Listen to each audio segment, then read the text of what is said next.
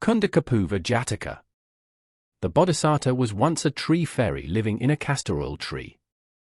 During a festival, the villagers all took offerings to the particular tree fairies they worshipped, and the Bodhisattva received garlands, perfumes, and fancy cakes.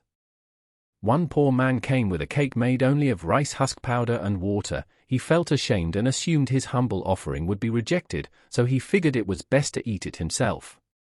But the Bodhisattva materialized and told the man he appreciated all offerings that were appropriate for the person giving them.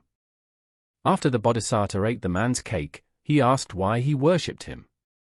The man answered that he hoped to have his poverty eased someday, and the Bodhisattva told him to worry no more because there were pots of treasure buried there. If he took the treasure to the palace, the king would be so pleased he would make the poor man his treasurer, and things happened just as the Bodhisattva predicted. In the lifetime of the Buddha, a group of families went to give alms to the Buddha and his disciples, and one very poor man was determined that his bran cake, though ever so humble, would go to the Buddha himself. The man got a spot right in front of the Buddha and was the first to step forward to put his offering in the master's alms bowl.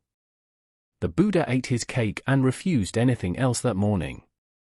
All the other people were impressed and said they would give the poor man great sums of money if he passed his merit on to them. The man asked the Buddha what he should do, and he advised him to take the money. The man got rich and the king appointed him treasurer. The poor man giving alms to the Buddha was an earlier birth of the poor man making an offering to the tree fairy. That evening, when the Buddha heard some of his disciples discussing the day's events, he told them this story so they knew that it was not the first time he had eaten the man's humble cake and that the other time also resulted in him becoming wealthy and being appointed royal treasurer.